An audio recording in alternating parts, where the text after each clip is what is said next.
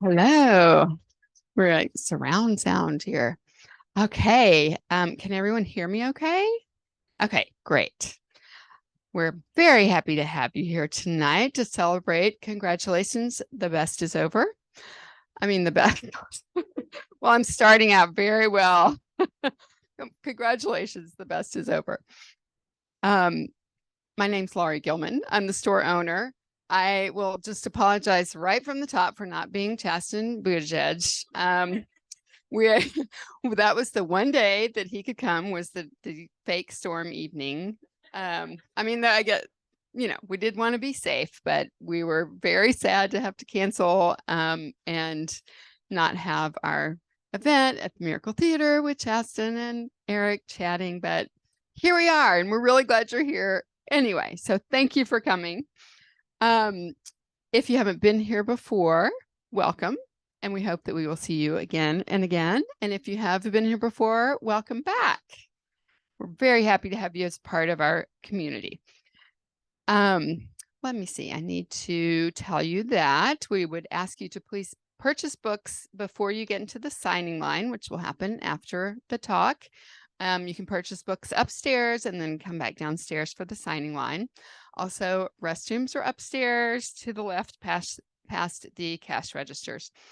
Oh, and I would be remiss not to use this opportunity to tell you that we are online in all the places where you might be. So just look up City Bookshop. You can go to our website, ecitybookshop.com, sign up for our e-newsletter, which is a weekly e-newsletter that will tell you about all the events we have coming up. We have events every week, and we have 14 store-sponsored book clubs. Our neighborhood loves a good book club. 3 for kids and the other 11 for adults.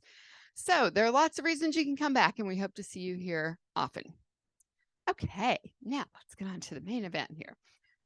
Our Eric Thomas is a writer for television, a Lambda Literary Award-winning playwright, and for 4 years, he was senior staff writer at Elle Online, where he wrote the popular Eric Reads the News column.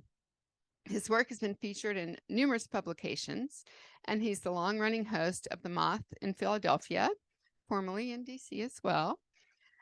He's the best-selling author of Here For It, or How to Save Your Soul in America, a Lambda Literary Award finalist, and the YA novel Kings of Be More, a Stonewall Honor book. Both of those books were featured as Read with Jenna book club picks on Today. Please welcome our Eric Thomas.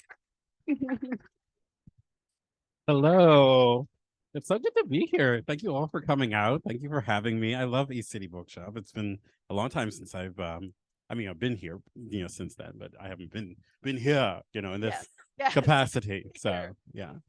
Yes. Well, and we were chatting about this a little bit, but our last book event was, of course, it was for Here For It, which I hope you've all read. And if you haven't, you can purchase tonight.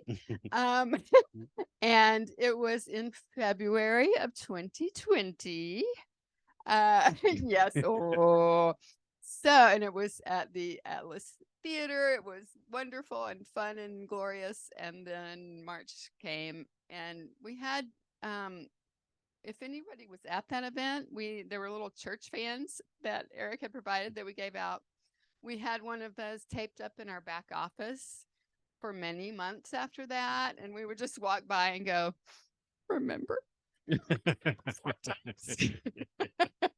Yes, it is. Yeah, it's weird to be, I began my Philly event was for Here For It was the last event that I got to do. I was supposed to go up to California and Nashville after that. And it was like February 27th, 2020. So, it's the beginning of a horror movie. And so I did my Philly event a couple weeks ago, and I was like, so how was everyone's last 3 years? Good. But we're different people now. We're so much younger than we used to be. Younger. We have so much more hope. We look fabulous. Yeah, we we're still here. That's exactly. That's where that's the best thing we can say right now. Yeah. good things have happened, bad things have happened. That's what we get to talk about tonight. Yeah. Yeah. I do want to just for a second be a little bit of a fan and gush a little bit about again how much I love Here for It. Get it if you haven't, read it. It's great. It's funny. And I mean, you do have kind of obviously different eyes now looking, reading it from this vantage point. Also, Kings of More, which came out in, was it 2021? I think 22 last year. 22. Yeah. Okay. It was 22, right. 2022, which is a YA novel. And it is one of my absolute favorite novels. I feel like it got just a little bit lost in the shuffle with sort of, are we in the pandemic? Are we not? Are we getting together? Are we not? And so I actually grabbed a copy so I could hold it up and then I left it back there. But I believe we're kind of low on copies of it right now, but you can order it. We have one copy that you can take home with you tonight. But it is a wonderful story of two boys in high school, two friends. It's a story of friendship love. And they're trying to figure themselves out. One's about to move, and there's a Ferris Bueller's Day Off inspiration. Yeah. I'm just giving you this pitch because I didn't get to do it when it came out because Eric had COVID and we didn't get to have events, and so we missed all that stuff. So that's my pitch, and it's also kind of a, we'll get into this more, but it's really kind of a maybe a peace offering or a love letter to Baltimore. Yes, both. It is, it is a thank you and also I'm sorry. So yeah. Excellent. Highly recommend. So there's my gushing. There's my fan. So with that, I think we should start out with cupcakes. Yes, I love it. I don't know if anyone's had a chance to read the book yet, but cupcakes are important here. So yeah. Please tell us. Yeah. So as you can see on the cover, there's a smashed cupcake on the cover. One of the things that I love to talk about with that is that the beginning of the book, the introduction is about this period that I have in my life that I call my cupcake days, my early 20s, or actually now my late 20s. Gosh, who knows? I looked like I was in my early 20s as I do now. And I gone through like a friend breakup, and I was like underemployed, and I was miserable, and I was like, oh, it's over, which is like, somebody in your late 20s saying that to you now, you'd be like, okay, but like you don't know that when you're in the middle of it, you don't know. And so I was just like, oh, okay, well, there's no road forward for me. This is what my life is. And I just wanted a little sweetness. And so I was just like, well, I'll make a cupcake. But you can't make one cupcake. So I made a dozen cupcakes. And then I kept doing it. And I became like a cupcake guy. And like I found my way back to hope 1 dozen cupcakes at a time. And I was making them. I was living with a bodybuilder at the time. This guy, EJ, oh my God, he was so nice. He's so hot. And so he's counting macros, whatever those are. And I'm like, I've covered the kitchen with flour and sugar. Like I'm auditioning for the musical Waitress. And I'm driving him crazy. And so like, that's the introduction of the book. This idea of like, you can be in your cupcake days and maybe not know how to get out. None of that was in the book when I turned it in. And we went through a couple of drafts, and they were working simultaneously on the cover. And so they had a couple different versions of the cover that I had not seen. And they sent me a lot of the versions for Here for It, which was great. It was the same designer, but I guess they wanted to work on the back end. I don't know. I'm very curious what those, it's just like me walking away from a nuclear explosion or something. Who knows? I don't know what it is. I don't know. They won't tell me. But they came upon this design, this smashed cupcake, and I gasped, and I got on Zoom with my editor, and I was like, I had my cupcake days, they're like, can you form words? And I was like, it's just so amazing. I didn't mention cupcakes in this book at all, and somehow Rachel Akey, the designer, intuited that. And so I rewrote the whole introduction, and it helped me to give a shape to the book. So that's never happened to me before, where the cover, like I'm buying a bottle of wine, I'm like, well, I'll judge it by the label. But it helped me to have a guiding metaphor. The introduction was originally more about it was more about it made you think that the book was going to be more about my marriage. And the book is very much about my marriage, but I didn't want it to be like, well, he wrote a guidebook on how to stay married. I did not write a guidebook on how to stay married. I don't know. But and so I was like, let's shift it. And this is what it was, a really beautiful synergy. But That's amazing. yeah, I yeah. would I never have thought that. I Right. just was certainly assuming that it was there because the cupcakes were the key No, part. yeah. Oh, See, nice. so my next book, like I'm going to like skip the first few chapters and just be like, Right. what do you think the cover looks like? Yeah. Or maybe just nothing. Just Yeah. like, hey, Yeah. what cover ideas do you have? I will totally write a book to the cover. That sounds like a great Yeah. activity. Yeah. Right. All right. Let me take Okay. this one. Next one. Well, you got one going, Got it. but All right. yeah, Yeah. go. Lake lore. Perfect. Love it. And and I was saying backstage. I didn't expect this, so I did like 4 or 5 events the first week. The first week the book came out, and like I kept getting free cupcakes or having to buy. Even the day that I was here, I like bought a cupcake from Harris Teeter. Delicious, astounding cupcake. My compliments to Mr. Teeter. So good. And I bought it just as a prop because I had to do this video for Read with Jenna. Yep, I dropped the name. They needed me to do something for their social media. And so I was like, I put a cupcake in the video.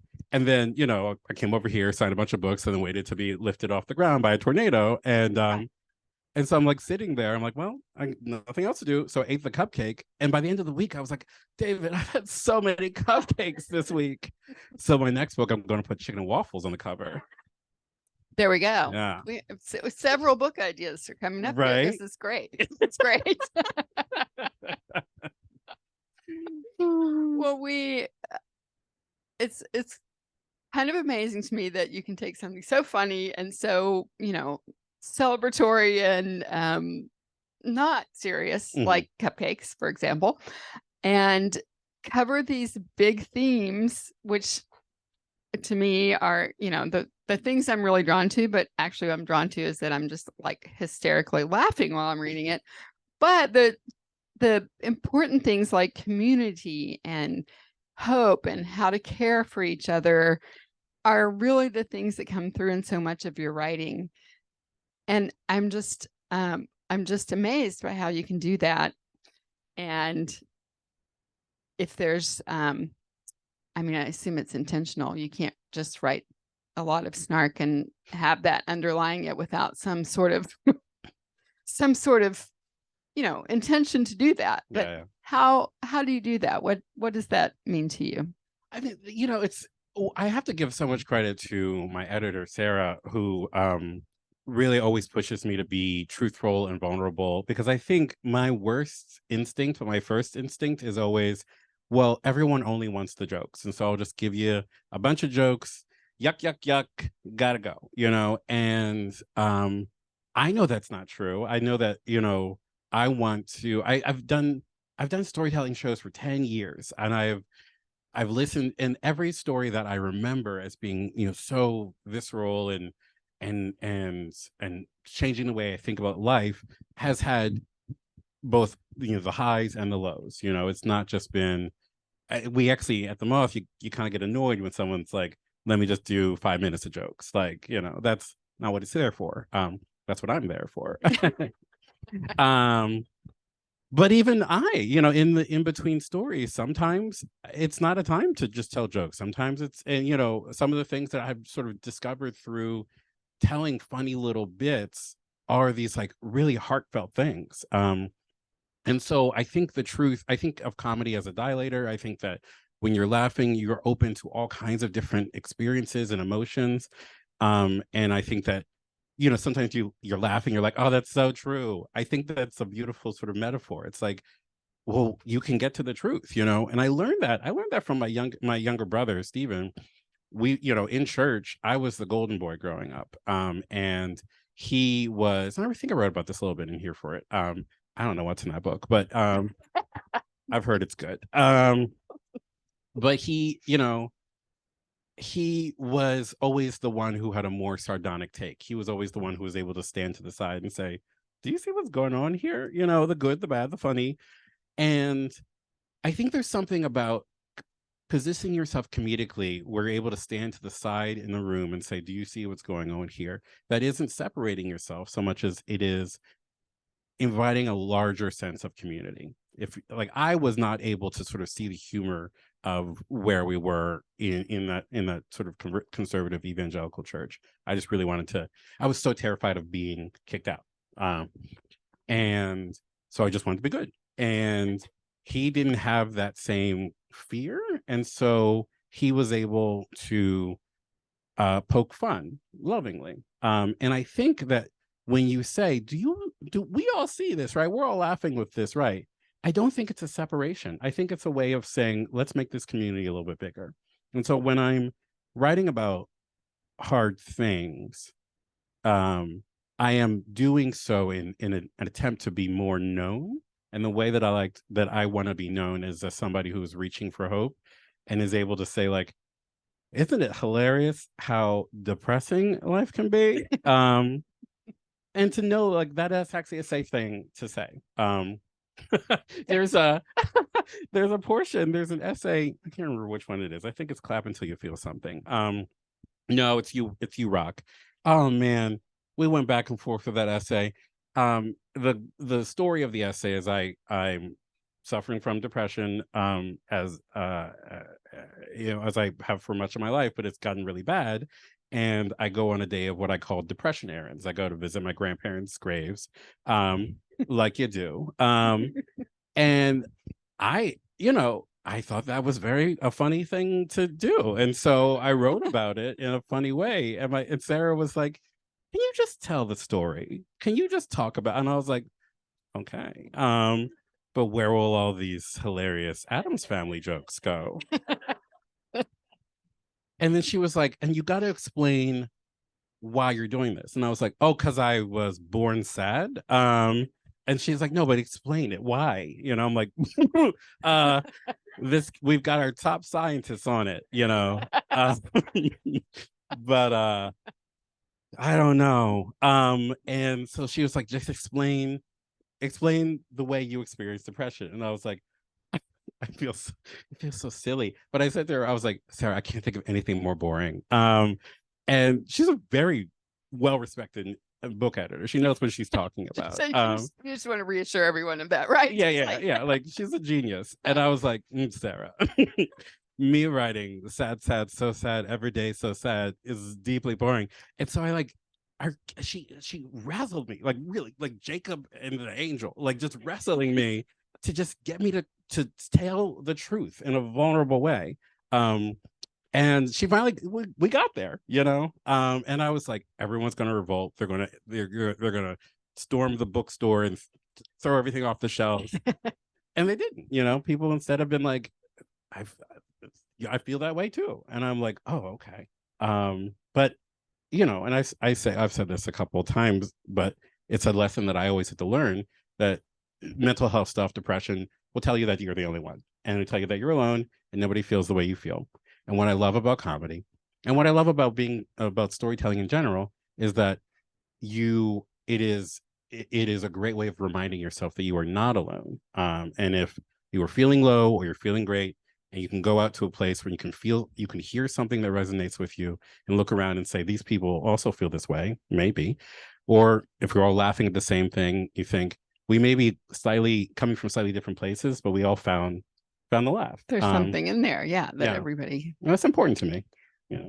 Yeah. Well, I think that really comes through in the book. That part really stuck out to me. I was like, well, yes, can we talk about depression? Like, no, well, I don't know. Does anybody want to talk about that? But yeah, and the description of it is basically kind of describing it, but it's a thing, it's there. Mhm. You deal with it. Here are all what I really liked was talking about the real parts of you Yeah. that you would consider, which are the parts that see beauty and humor and love people. And, so a lot of us have depression out there. It's a thing. Mhm. we're still here. Yeah. That's a plus. Yeah. I Um, mean, and you look at the world as it is, and you're like, well, people respond to the world and respond to their brain chemistry in all kinds of different ways. And I don't think that I would have been able. I wrote a little bit about depression in Here for It, but really I was like, oh, it's at arm's length. And I don't think if I hadn't gone through the experience of the pandemic, where so many of us were like, we have to just tell the truth about what's going on inside this house on the Zoom, yeah. making So my true. stupid bread, buying the weird thing. And this is in the book. I bought all these fancy masks to wear to a party one day. And I don't know what world I was envisioning. One of them had like fringe, red fringe. It's a gorgeous mask. I was like, I envisioned this party, a house party in COVID where we're all wearing cute masks.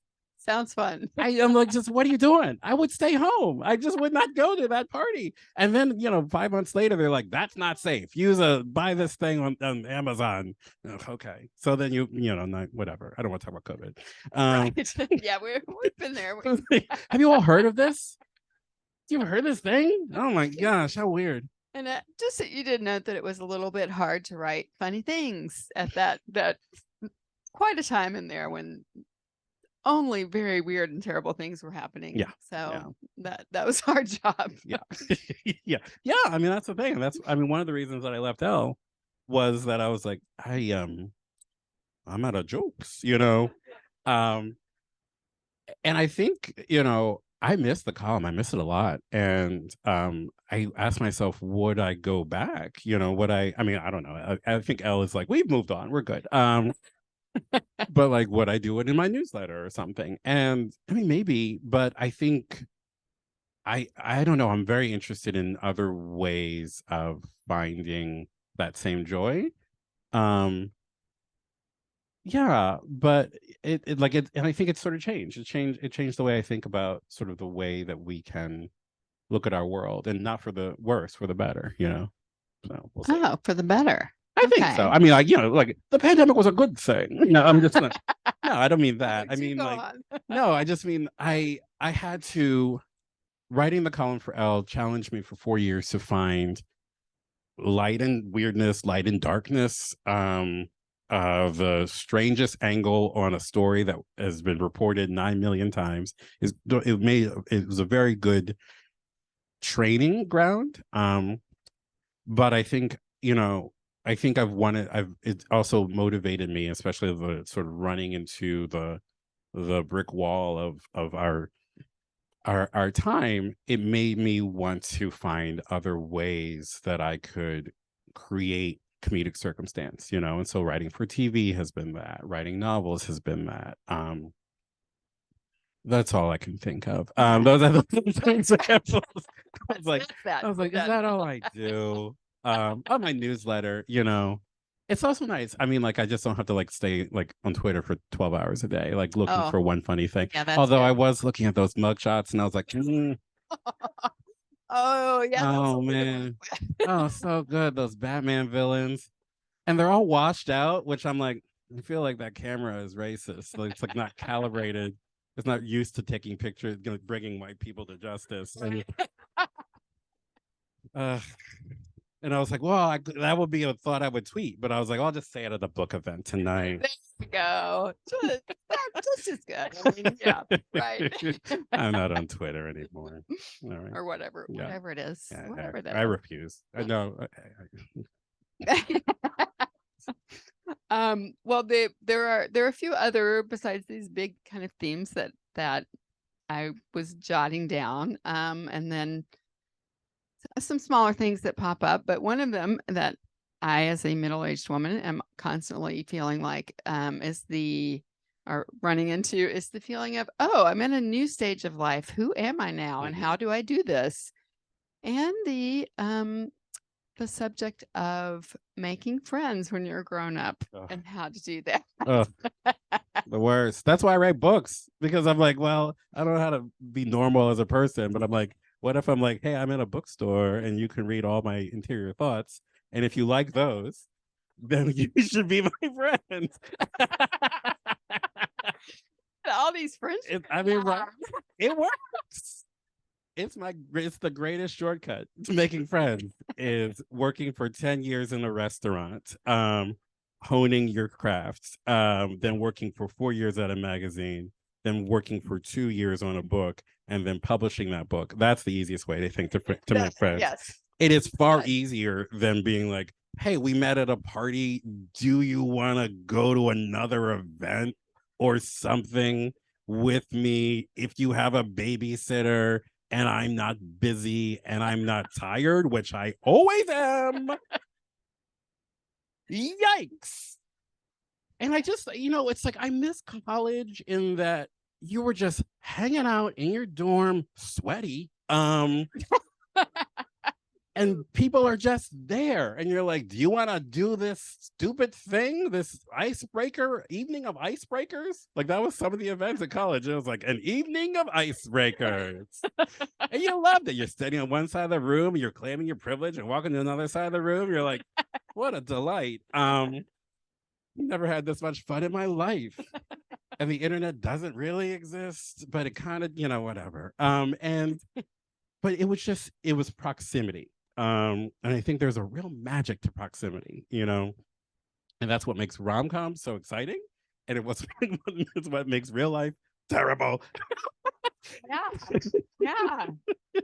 Because true. I think, there's different stages of life, where you are proximate to different kinds of people, like I haven't worked in an office for I guess 7 years now, and work friends I think are really important. I think it's really important to have the loose connections. Are you guys work friends? Yeah, we're work friends. And look, it came to a second location. How brilliant. I just like the loose connection of work friends where like I read this thing. Oh gosh, it's one of those things where like I either saw it or I read it or I don't know. But it's like this idea that like the ideal friend group is interconnected in a couple different ways, and how so many people's friend groups, each friend is a different connection, and so it puts a lot of stress on each connection to give you everything that you need. Whereas like a work friend, and I'm not explaining this well because I'm not the social scientist who thought it up. But like I think about work friends, like the people like you're like, hey, how was your weekend? And then they tell you some random story and you're like, oh, right, you took the kid to the soccer, whatever. And then you talk about TV and your boss, and then they go away. And you don't have to, if they annoy you, it doesn't matter, Right. but you see them every day. And if you want to gossip, you know who to go to.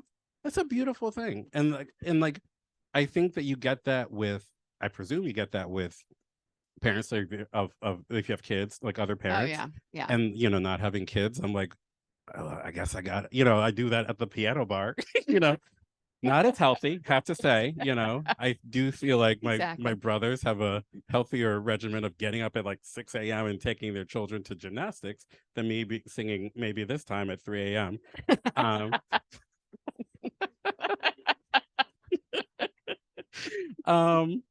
But yeah, I think the question around friendship that I continue to have, and I think that we go through in each phase of life, and I've watched my parents think about it in retirement also, is, well, who am I proximate to? Who's around me? And am I in the right place for my people? Right. That's so scary. Yeah. To be like, oh gosh, I'm just, my friend group is out there waiting for me. And I'm not there. Or my friend group is six people across the country who I like message with, maybe every day, maybe once a year. My best friend from college, we talk maybe once a year, and I'm like, that's crazy. But I don't know. I just, but we're in different sides of the country. No, I'm sad. Oh God. Oh no. Okay, let's Call talk about me. cupcakes. No, but it's also like the idea that it's never too late. Sorry, I just wanted to like bring it around. No, but it is. And then there's well, just to be a little more sad. When you when you move through that whatever stage you're in, Yeah. and then maybe there's one friend you're still friends with, but you're kind of like, oh wait, I only really knew and liked those people because we were doing the same things all the time at the same time. Yeah, yeah, yeah. It's kind of depressing. It So, is. all right, this event's over. But you all gonna be friends forever. Yeah. Yes, she. Yeah, there we go. Excellent. That's a good way to keep up That's your really friendships. It's just good. coming to my book events. There we go. Yes, I will just keep writing books You got to keep for your writing. friendships. No There we pressure. go. Well, just to lighten it up or to brighten it up for you, another little theme that popped up through the book was Ann Patchett. Oh man. Oh, I love Ann Patchett so much. Okay. Well, we're obsessed with each other. And so if you've read the book, you know that like Anne comes up in reference to my therapist Brian, who was also a big Ann Patchett fan.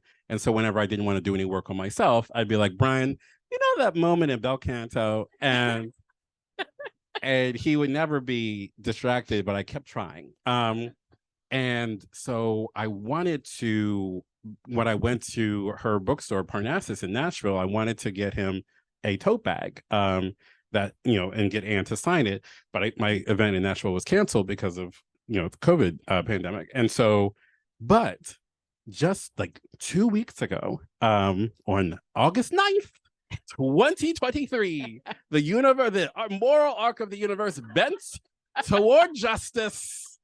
And I went to Nashville and I bought him a tote bag. And Anne was not there because she is on tour for Tom Lake, which you should buy. It's amazing. It's amazing. But he came to my Baltimore book event, and I was like, I gave him the tote bag as like a, the Academy Award for mental health, and it was just so moving. And then again, it keeps escalating. Like I just love Ann Patchett so much. I was sitting backstage. I was listening to an essay from This is the Story of a Happy Marriage, and I think that's the name of the book. And the essay is called The Getaway Car, and it's about her writing career and her philosophy on writing. And it was so beautiful. And like she's like, beware, I'm going to go on a rant about my feelings on plot. And I was like, I'm plugged in. And I was listening to it as I was going to go to meet a friend. And I was so inspired that I started crying. And then I walk into the bar like weeping. And I was like, he's like, what's wrong? And I was like, oh, Anne.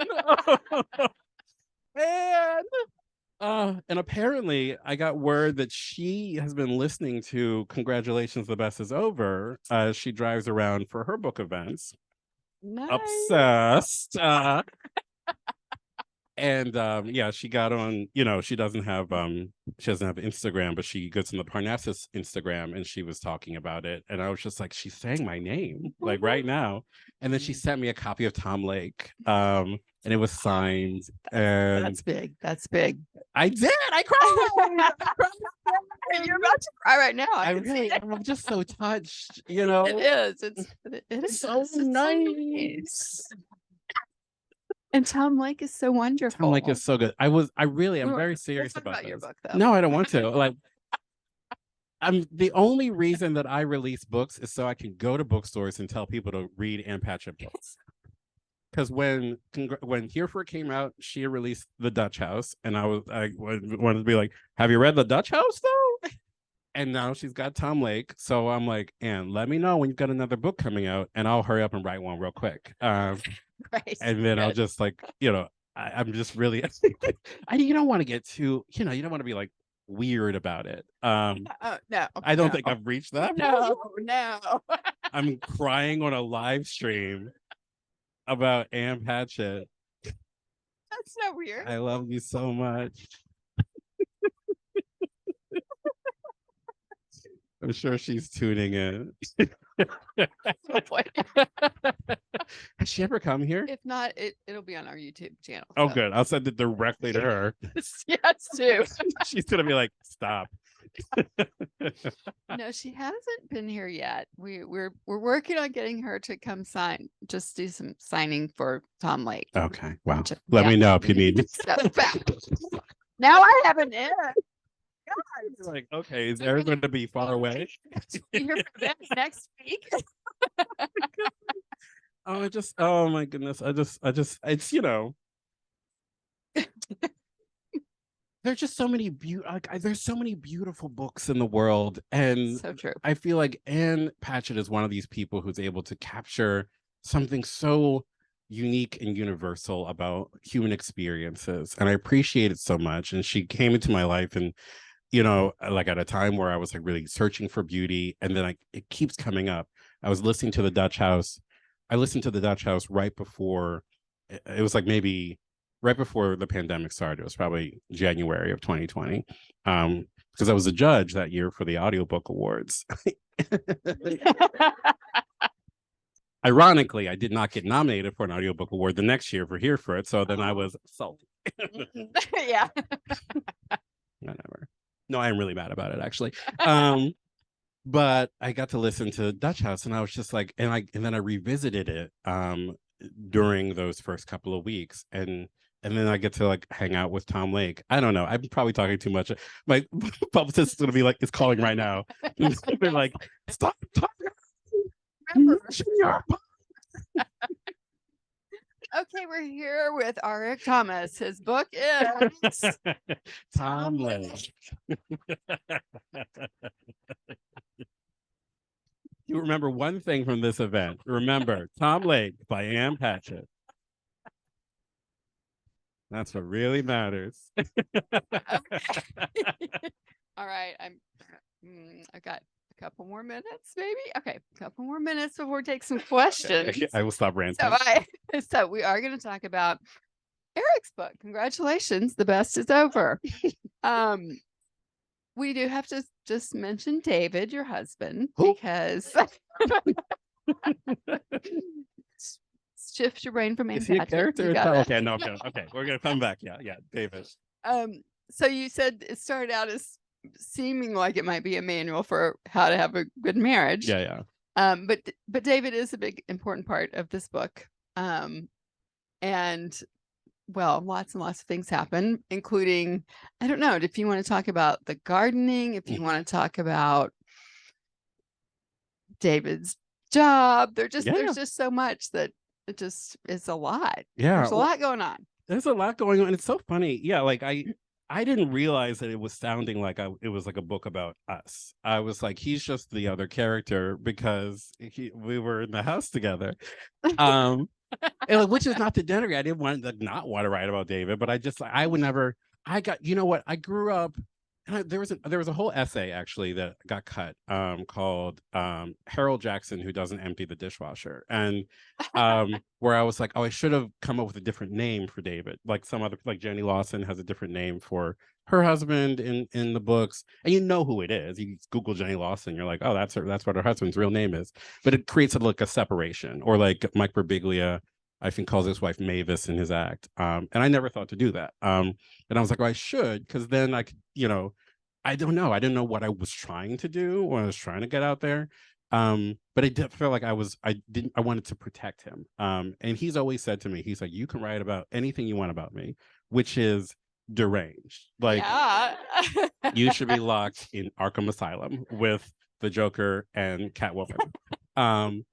But he trusts me, and I hope that I've earned and kept that trust. But I grew up reading things like Irma Bombeck and Nor Ephraim and Dave Barry, where I think there was a style of writing about your spouse, particularly like Dave Barry and Irma Bombeck, actually. In Nor Ephraim, well, both, all of them, where it's sort of like, can you believe this person doing these crazy things in my house? And it's funny, but I got concerned that I don't want to make him the butt of the joke, because I worry about what that would do inside of the actual marriage, and then I was thinking, I've been working on a television series based on Here for It, and I've been working on it for 5 years, and I can't really talk that much about it because I'm on strike, but I will say that like there was a lot of push-pull about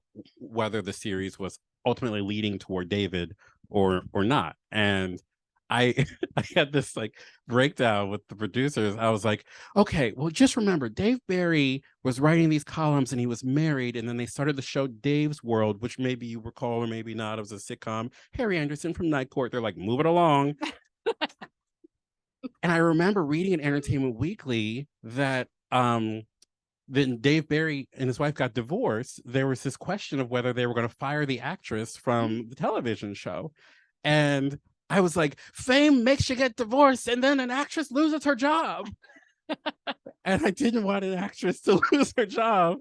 But no, I was like, this is a picture of two people in that is a, it's a illustration based on a photocopy, you know? And it's true, but it's not everything. But what I love is that so many people have been like, oh, I just love David because of what you wrote. Yeah. And I'm like, well, that's all I Yeah. really want because he's a really great guy. And I will tell you this. So, I tell the story about I was getting engaged and we marched up this stratovolcano, not a mountain, Not a mountain. a stratovolcano in Portland. It was his big dream, exhausting. Um, and like we're in REI and he's buying a machete for like in case we have to like kill a cougar or bobcat, I guess. And he was serious. And like this, like, one of those racing blankets that they put on you after you've like run the Tour de France or something. And I was just like, I looked around and I was just like, what is my life? What has my life come to? I'm an indoor cat who bakes cupcakes as therapy, and now I have to hike up this mountain, stratovolcano. And I write about that, and it was really, beautiful, moving experience. Obviously, I got like and did end up married. But just recently, we were in Scotland, and there is a volcano called Arthur's Seat in Scotland, and I was like, everyone in my Instagram was like, "You have to do it," and then one person was like, "You're gonna hate it," and I was like, "You're correct, I think." But then I got the feeling, I got the Jones to go up, and so I was like, David, I want to go up Arthur's Seat, and he was like, oh, all right, well, I'm gonna go back and maybe like take a nap, and I was like, how the turntables. So I hiked up a mountain by myself. I've done all the marriage changes you is the problem. And I'm like, I didn't consent to being changing as a person. Right. I made my vows. I'm going to remain the exact same annoying person that I am. And I think that's the big idea. I think in this book is that you both change, and marriage as an institution changes around you. And I think, I don't know, one of the last essay kind of ends as a kind of ellipse, but it focuses on the future and it looks at a vacation that we took, and it also sort of juxtaposes it with my father's retirement party. And like, I didn't want to end the book with like happily ever after. It felt untrue to everything that we know to be true about life and everything that was in the book already. But I was like, but we're good in this moment, and we're probably good in the next moment. And I think that's one of the beautiful things about marriage is that you sort of get to be, it is an experience um of mindfulness. It is a sort of being aware of where you are, and then saying, let's keep walking together. And that's hard because I'm a real bibbity bobbity boo, happily ever after kind of person. And it's really hard to say, like, I don't know what's coming next, and have that not be an existential threat, Right. to the marriage, to my concept of life.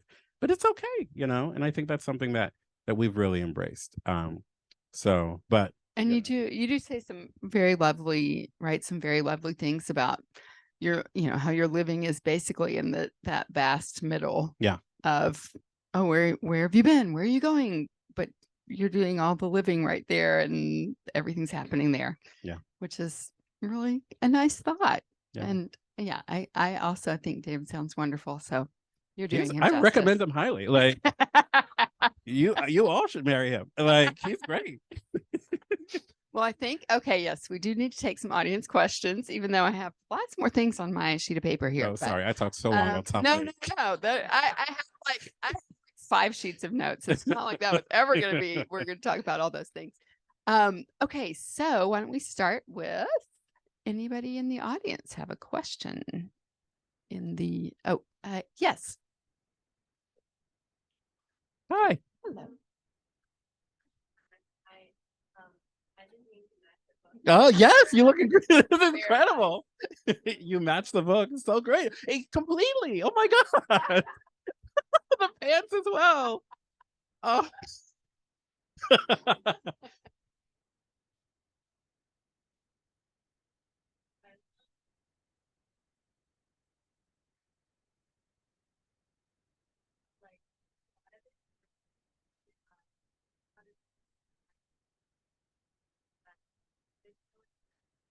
Mhm.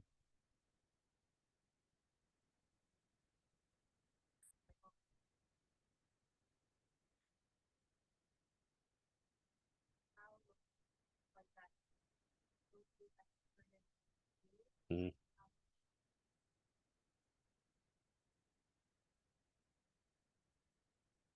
Yeah, thank you. I love that. So the question was for those online. It was just about. It was many wonderful things said about me and my writing. And the um All true, of course. and the person asked who was asking the question is also matching the book perfectly. So imagine this, but as a excellent ensemble. And then the question was about the capturing the experience of being sort of a lonely extrovert. And it's I don't know. It's like, oh, that's a very tricky question for me.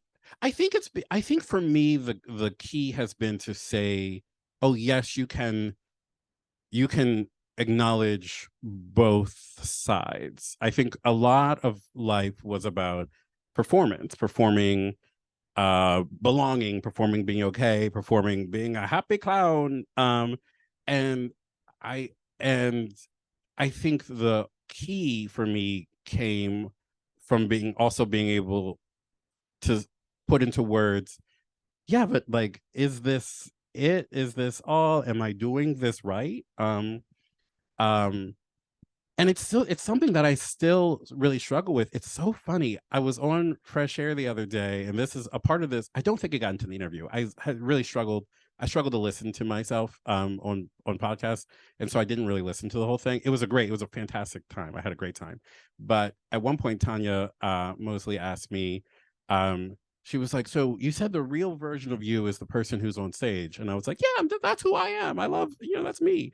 And she's like, "So when you go to a party, are you faking it? Do you have to psych yourself up?" Um, and I was like, and so I had to I had it on a Monday, and I have therapy Tuesday morning, and I was like, Mike, okay, I'm sure a lot of your clients have said this, but so I was on Fresh Air, and she really destroyed me mentally.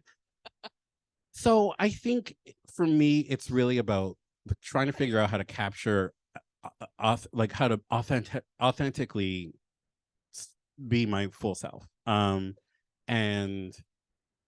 to question that sometimes, but also to lean into it, to sort of say like, is this something that I'm using as a crutch that I need to sort of work through, or is this something that I can say, and even if it is saying like, this is a weird, ridiculous thing that I do, but it makes for good comedy until I get over it.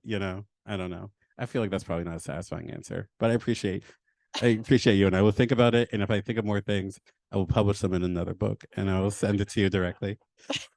Wow, it's a lot of promises. Okay, oh, right here. Who inspired me? Oh, to write this book. Jenny Lawson is huge influence. She wrote a book called "Broken in the Best Possible Way." I also there's a moment. This is such a ridiculous answer, but it's true. There's a moment in "Belonging" by Michelle Obama, First Lady of the United States. Like, does everyone know here know Michelle Obama?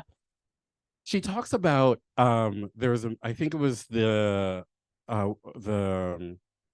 Supreme Court ruling on marriage equality, and they lit up the White House in rainbows, and she wanted to go out and take a look because there's people at the gates like clanking, clanking. with her tin cups, like it's the depression, like, yes, yays.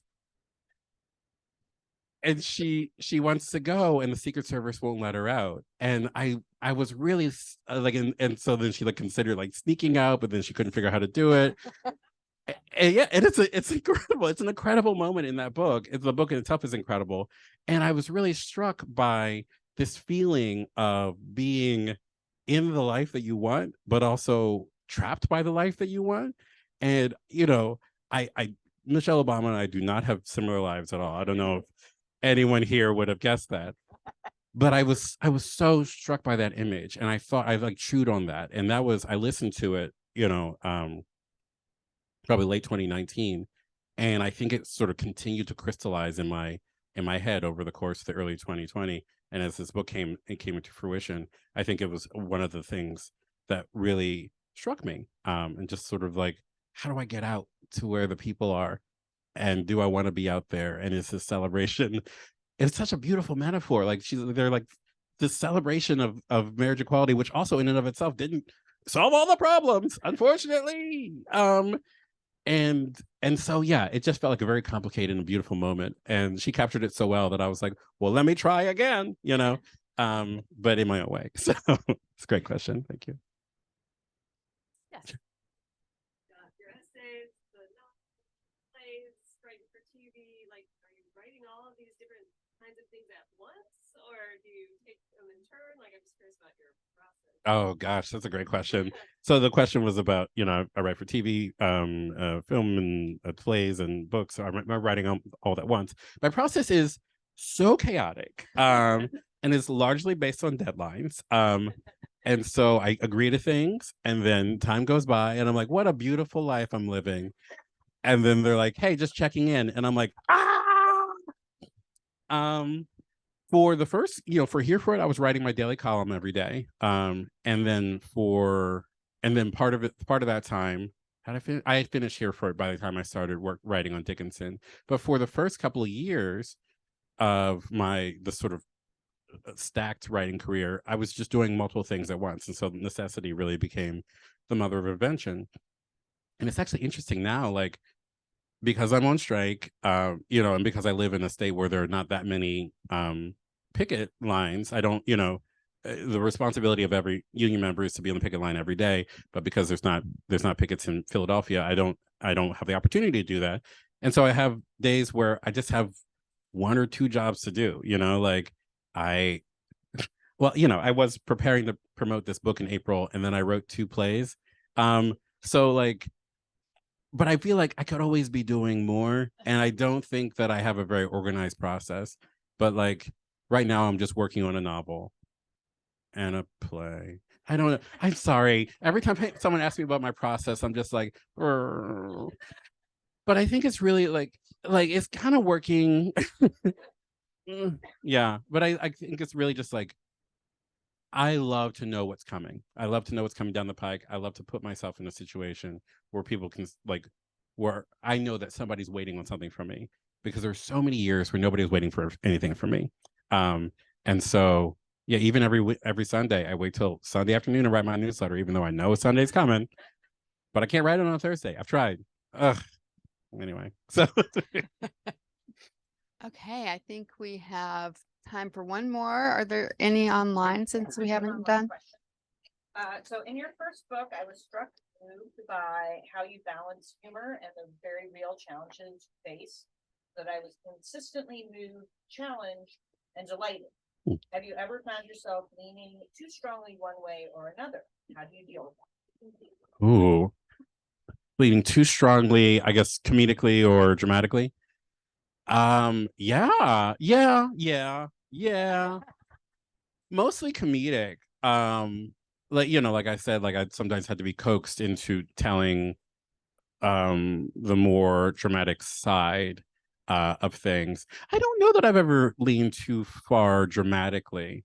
My David, one of his mentors, gave him some really good advice one time that was don't bleed all over the congregation, which was about, which is vivid language. But what it means is, if you have this injury and if you haven't put a bandage over it, it hasn't healed over, you don't want to get up on Sunday morning and just be like, let's all process this together.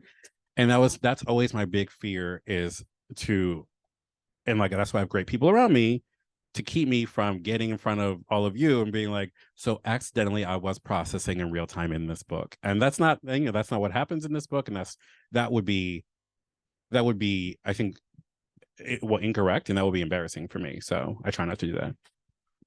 Oh, Yeah. wonderful. Yeah. Wonderful answer. Thank you. Yeah. All right. I'm afraid we don't have time for any more questions. We're already over time. I'm sorry. So no, it's I not am your Patrick's fault. It's just that your writing, it just gives us so much to talk about. But thank you so much for being here. Thank you for having me. And thanks to all of you. And we will have a signing line. It's going to be set up right over here by Lainey, our events manager. And if you could just give us a few minutes to get the table set up and everything and start lining up. Where did you say? Along over here by Romance. And thank you again. Yeah, Good thank evening. you. Thank you.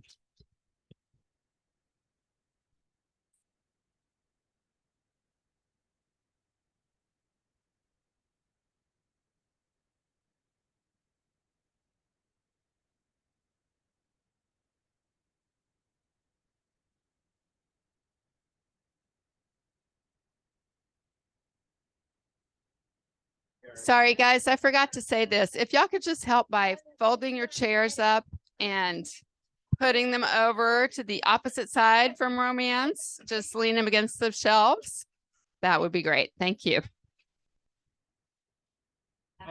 Also, we have copies of Tom Lake upstairs at the register. Thank you.